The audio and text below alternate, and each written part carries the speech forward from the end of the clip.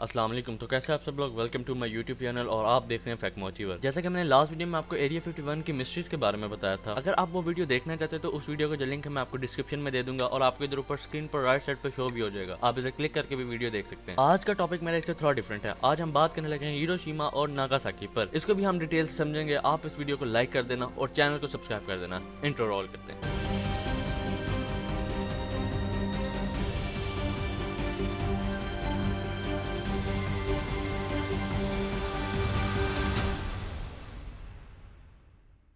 हमारी इस स्टोरी की स्टार्टिंग सेकेंड वर्ल्ड वॉर से स्टार्ट होती है। ये लड़ाई 1939 में स्टार्ट हुई थी जब हिटलर ने पोलैंड कंट्री को इन्वेड किया था और एक एक करके बाकी कई कंट्रीज वॉर में शामिल होते गए। वर्ल्ड वॉर 2 दो बड़ी अलायंसेस के बीच लड़ी गई थी। एक तरफ थी नाजी जर्मनी, इटली और जापान जिन्हें एक्सिस पावर करके बुलाया जाता था, और दूसरी तरफ थे ग्रेट ब्रिटेन, सोवियत यूनियन और यूनाइटेड स्टेट जैसे ममालिक, और इन्हें अलाइड पावर्स के नाम से पुकारा जाता था। अलाइज में फ्रांस और चाइना जैसी कंट्रीज भी जुड़ी हुई थी और स्टार्टिंग में अमेरिका पूरी कोशिश कर रहा था कि वो इस वार का एक हिस्सा ना बने। वर्ल्ड वॉर 1 के एक्सपीरियंस के बाद अमेरिका ने ये सोच रखा था कि यूरोप और एशिया में कुछ भी हो, मुझे इसमें कोई इंटरफेयर नहीं करना। लेकिन 1941 में जब जापान ने पर्ल हार्बर पर हमला किया तो उसके बाद मजबूरन यूएस को भी इस वॉर में शामिल होना पड़ा। The unprovoked attack by Japan on Sunday, a state of war has existed between the United States and the Japanese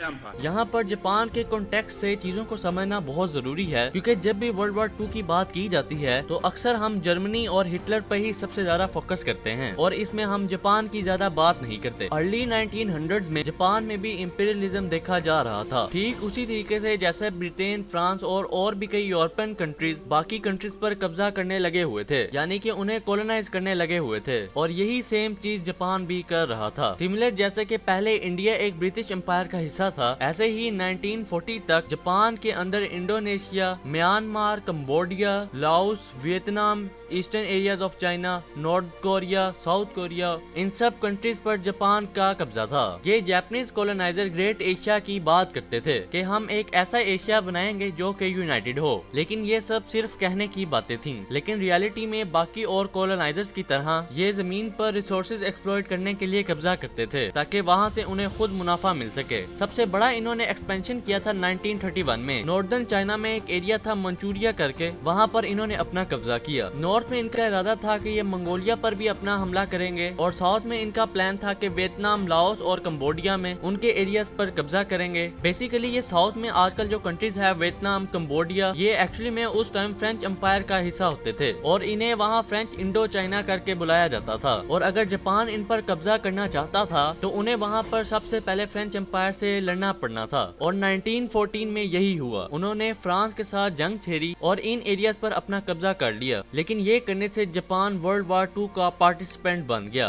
America ने ये देखा कि एक तरफ हिटलर है जो कि यूरोप में एक कंट्री के बाद दूसरी कंट्री पर अपना कब्जा करता जा रहा है, और दूसरी तरफ एशिया में जापान है जो कि सेम चीज कर रहा है। और अमेरिका ये कहता है कि हम इस वॉर में इंटरफेयर तो नहीं करना चाहते, लेकिन इनको रोकने के लिए कुछ तो हमें यहाँ पर करना पड़ेगा। तो वो सोचता है क्यों ना इधर इकोनॉमिकली एक एक्शन लिया जाए। तो अमेरिका एक्चुअली में कॉपर, आयरन और स्टील के काफी एसेंशियल रिसोर्सेज रखता है, तो वो ये सोचता है कि वो जापान को ये एक्सपोर्ट करना बंद कर दे। और इस पे उम्मीद ये की जा रही थी कि जापान ये देखकर अपनी एक्सपेंशन बंद कर देगा, लेकिन एक्चुअली में ऐसा बिल्कुल नहीं होता। और रिस्पॉन्स में अमेरिका एक्चुअली में जापान को ऑयल बेचना बंद कर देता है। उस जमाने में जापान के लिए ऑयल एक एक्सट्रीमली इम्पोर्टेंट रिसोर्स था और 80% ऑयल जो जापान इम्पोर्ट करता था वो सारा अमेरिका की तरफ से ही आता था। और अमेरिका ने यहाँ पर ये कहा कि हम एक ही शर्त पर ऑयल इनको दे सकते हैं कि जो तुमने चाइना के एरियाज को ऑक्युपाई किया है वहाँ से वापस निकलो और जर्मनी और इटली के साथ अपनी अलायंस को तोड़ो। लेकिन इसका मतलब ये था कि जापान जो ग्रेटर एशिया बनाने का ख्वाब देख रहा था तो वो उसे वहाँ पर खत्म करने पड़ने थे। और जापान ने ये देखा कि जो मलेशिया और इंडोनेशिया के एरियाज हैं यहाँ पर तेल और बाकी रिसोर्सेज काफी अच्छे हैं, क्यों ना इन एरियाज पर भी हम अपना कब्जा जमाएं और खुद ही अपना तेल निकाल लें ताकि हम अमेरिका पे डिपेंडेंट ना हो। लेकिन सिर्फ यहाँ पर भी एक प्रॉब्लम थी। इंडोनेशिया उस वक्त डच ईस्ट इंडीज था, यानी कि डच के कंट्रोल में था, और मलेशिया उस वक्त ब्रिटिश मलाय था, यानी कि वो ब्रिटिश के कंट्रोल में था।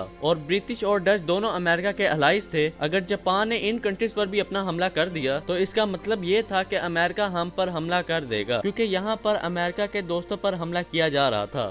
Spawned by the genius of man, a new age is born in the roar of thunder and the fire of the sun. At 8:15 in the morning of August 6th, the first atomic bomb struck an enemy target.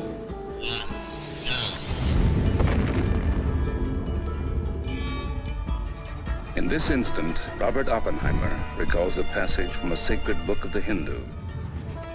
Now I am become death, the destroyer of worlds.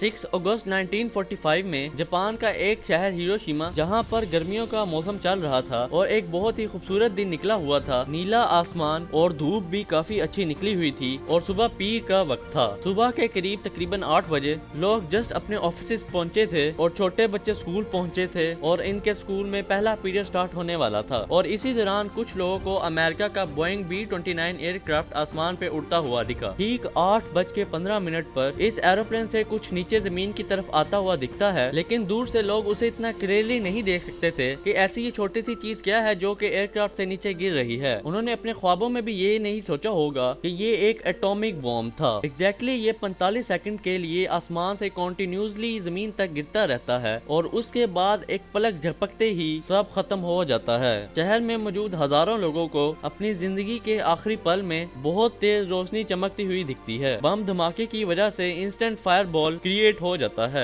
Imagine ये किया जाए जैसा कि एक छोटा सूरज बन गया हो, जिससे जमीन पर टेम्परेचर 4000 डिग्री सेल्सियस तक पहुंच जाता है। सिर्फ एक सेकंड में ही 80,000 लोग इसमें मारे जाते हैं। लेकिन अभी भी कुछ लोगों के जहन में ये सवाल आ रहा होगा कि ऐसा आखिर हुआ क्यों। बेसिकली जब जापान अमेरिका के कुछ इलाकों पर कंटिन्यूसली कब्जा कर रहा था तो अमेरिका को ये बात बिल्कुल हजम नहीं हुई और इसी बिना पर अमेरिका ने जापान को काफी वार्निंग्स भी दी, लेकिन जापान उन चीजों से बाज ना आया और जापान ने अमेरिका के एक बेस पर भी अटैक कर दिया, जिसे देखकर अमेरिका आग बगोला हो गया और जापान के एक इलाके हिरोशिमा पर अपना एटॉमिक बॉम्ब गिरा दिया। और इसी बॉम्ब ने जापान के एक हंसते बसते शहर को एक सेकंड में ही तबाह कर दिया। और इसी के कुछ देर बाद अमेरिका ने जापान के एक अगले शहर नागासाकी पर भी अपना एक एटॉमिक बॉम्ब गिरा दिया और उसमें भी कई हजारों की तादाद में लोग मारे गए। और इसी जंग के बाद हमें एक ये भी सबक मिला कि हमें किसी भी मुल्क पर न्यूक्लियर बॉम्ब नहीं गिराना चाहिए, क्योंकि इनसे जो इतना खतरनाक इम्पैक्ट देखने को मिलता है तो कोई भी कंट्री ये नहीं चाहेगी कि कहीं भी लोगों को ये चीज ना सहनी पड़े। लेकिन अब फिर देखने में यही आ रहा है कि वर्ल्ड वॉर 3 की भी स्टार्टिंग होना शुरू हो गई है। इस पर भी मैं बहुत सून वीडियो बनाऊंगा कि आखिर इसकी स्टार्टिंग क्यों हो रही है। अगर आज की वीडियो आपको पसंद आई है तो इसे लाइक करना, चैनल पे न्यू है तो सब्सक्राइब करना मत भूलना।